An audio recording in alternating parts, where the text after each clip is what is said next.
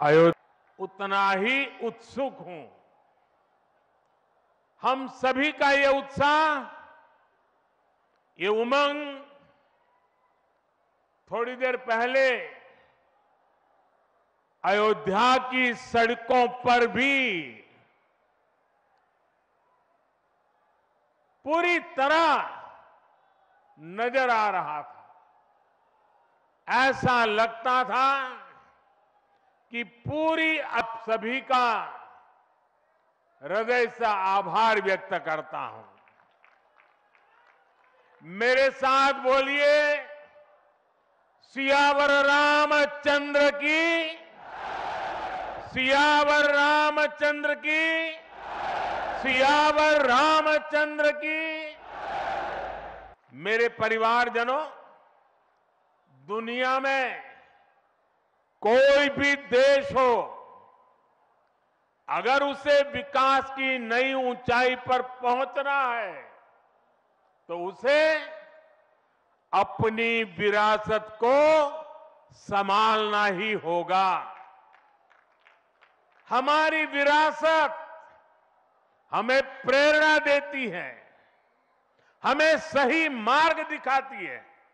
इसलिए आज का भारत पुरातन और नूतन दोनों को आत्मसात करते हुए आगे बढ़ रहा है। एक समय था जब यही अयोध्या में आज भारत अपने तीर्थों को भी संवार रहा है, तो वहीं डिजिटल टेक्नोलॉजी की दुनिया में भी हमारा देश छाया हुआ है। आज यहां विकास की भव्यता दिख रही है, तो कुछ दिनों बाद यहां विरासत की भव्यता और दिव्यता दिखने वाली है। यही तो भारत है। विकास और विरासत की यही साझा ताकत भारत को 21वीं सदी में सबसे आगे ले जाएगी। मेरे परिवारजनों, प्राचीन काल में अयोध्या नगरी कैसी थी, इसका वर्णन खुद महर्षि वाल्मीकि जी ने विस्तार से किया है। उन्होंने लिखा है, कोसलो नाम मुदितः स्फीतो जनपदो महान निविष्ट सरयू तीरे प्रभुत धन धान्यवान। अर्थात वाल्मीकि जी बताते हैं कि महान अयोध्यापुरी धन धान्य से परिपूर्ण थी, समृद्धि के शिखर पर थी और आनंद से भरी हुई थी।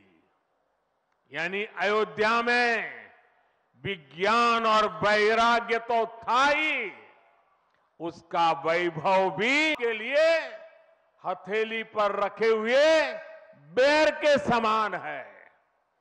ऐसे त्रिकालदर्शी महर्षि वाल्मीकि जी के नाम पर अयोध्या धाम एयरपोर्ट का नाम इस एयरपोर्ट में आने वाले हर यात्री को धन्य करेगा।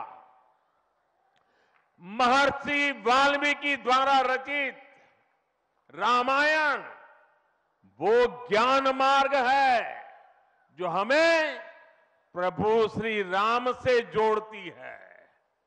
आधुनिक भारत में नव्य राम मंदिर से जोड़ेगा। साथियों, हमारे देश में प्राचीन काल से ही तीर्थ यात्राओं का अपना महत्व रहा है, अपना गौरवशाली इतिहास रहा है। बद्री विशाल से सेतुबंध रामेश्वरम की यात्रा, गंगोत्री से गंगा सागर की यात्रा, द्वारकाधीश से जगन्नाथपुरी की यात्रा, द्वादश ज्योतिर्लिंग की यात्रा, 4 धामों की यात्रा, कैलाश मानसरोवर यात्रा, कांवड़ यात्रा, शक्ति पीठों की यात्रा, पंढरपुर यात्रा, आज भी भारत के कोने कोने में कोई न कोई यात्रा निकलती रहती है। लोग आस्था के साथ उनसे जुड़ते रहते हैं। तमिलनाडु में भी कई यात्राएं प्रसिद्ध हैं। शिवस्थल पाद यात्रिरई, मुरुगनंकु कावड़ी यात्रिरई, वैष्णव तिरुपति यात्रिरई, अस्मन तिरुत्तल यात्रिरई, केरल भरत लक्ष्मण और शत्रुघ्न के धाम की भी यात्रा होती है। ये यात्रा नालंबम यात्रा के नाम से जानी जाती है। इसके अलावा देश में कितनी ही परिक्रमाएं भी जारी रही है। गोवर्धन परिक्रमा, पंचकोशी परिक्रमा, 84 कोसी परिक्रमा, ऐसी यात्राओं और परिक्रमाओं से हर भक्त का ईश्वर के प्रति जुड़ाव और मजबूत होता है। बौद्ध धर्म में भगवान बुद्ध से जुड़े स्थलों गया, लुम्बिनी, कपिलवस्तु, सारनाथ, कुशीनगर की यात्राएं होती हैं। राजगीर बिहार में बुद्ध अनुयायियों की परिक्रमा होती है। जैन धर्म में पावागढ़, समेत शिखर जी, पालीताना, कैलाश की यात्रा हो। सिखों के लिए पंचतख्त यात्रा और गुरुधाम यात्रा हो। अरुणाचल प्रदेश में नॉर्थ ईस्ट से परशुराम कुंड की विशाल यात्रा हो। इनमें शामिल होने के लिए श्रद्धालु पूरी आस्था के साथ जुड़ते हैं। साथियों, ये ऐतिहासिक क्षण बहुत भाग्य से हम सभी के जीवन में आया है। हमें देश के लिए नव संकल्प लेना है, खुद को नई ऊर्जा से भरना है।